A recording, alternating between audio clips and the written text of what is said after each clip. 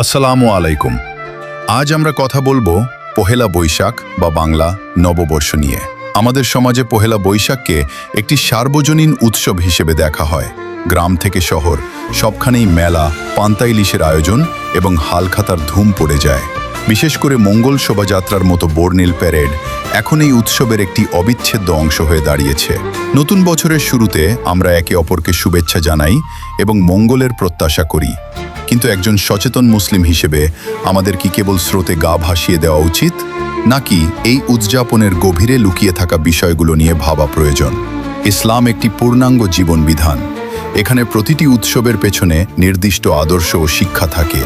ইসলামের দৃষ্টিটিতে উৎসব কেবল আনন্দ নয়, বরং তা ইবাদতের অংশ। রাসূলুল্লাহ সাল্লাল্লাহু আলাইহি ওয়াসাল্লাম যখন মদিনায় হিজরত করলেন, তখন দেখলেন সেখানকার মানুষ বছরে দুটি বিশেষ দিনে উৎসবে মেতে ওঠে। তিনি তাদের বললেন, আল্লাহ তোমাদের এই দুই দিনের পরিবর্তে এর চেয়ে উত্তম দুটি দিন দিয়েছেন, একটি ঈদ উল ফিত্র এবং অন্যটি ঈদ উল আজহা। অর্থাৎ একজন মুমিনের আনন্দ হবে কেবল আল্লাহর দেওয়া বিধান অনুযায়ী। পহেলা বৈশাখের বর্তমান প্রেক্ষাপট বিশ্লেষণ করলে দেখা যায় এখানে এমন কিছু বিষয় ঢুকে পড়েছে যা সরাসরি ইসলামের মৌলিক আকিদা বা বিশ্বাসের সাথে সাংঘর্ষিক। যেমন মঙ্গল শোভাযাত্রার কথা ধরা যাক। কোনো নির্দিষ্ট প্রাণী বা মূর্তির প্রতিকৃতি বহন করে মঙ্গল বা কল্যাণ প্রার্থনা করা ইসলামের দৃষ্টিতে শিরকের অন্তর্ভুক্ত।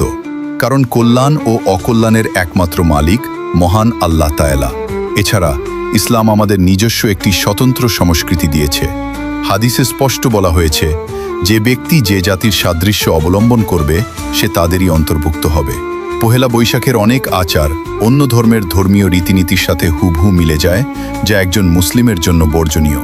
পাশাপাশি উৎসবের নামে নারী পুরুষের অবাধ মেলামেশা, গান বাজনা এবং বেপরদা চলাফেরা ইসলামে কঠোরভাবে নিষিদ্ধ। আমরা বাঙালি হতে পারি, তবে আমাদের প্রথম পরিচয় আমরা মুসলিম। আমাদের উৎসব যেন আমাদের ঈমানকে ধ্বংস না করে। নতুন বছর আসা মানে আমাদের জীবন থেকে একটি বছর হারিয়ে যাওয়া। তাই অহেতুক আনন্দ উল্লাসে মেতে না উঠে আমাদের উচিত বিগত বছরের গুনাহের জন্য তওবা করা এবং সামনের দিনগুলোতে আল্লাহর সন্তুষ্টির পথে চলার প্রতিজ্ঞা করা। আসুন আমরা বিজাতীয় সংস্কৃতি পরিহার করি এবং ইসলামের আলোয় নিজেদের জীবন ও সংস্কৃতিকে সাজাই। আল্লাহ আমাদের সবাইকে সঠিক বুঝ দান করুন এবং হকের ওপর অবিচল রাখুন। আমিন। এই স্ক্রিপ্টটি আপনার পছন্দ হয়েছে কিনা জানাবেন, অথবা কোনো অংশ বাদ দিতে চাইলে বলতে পারেন। Mohammad Billal Hasan Billal media HD।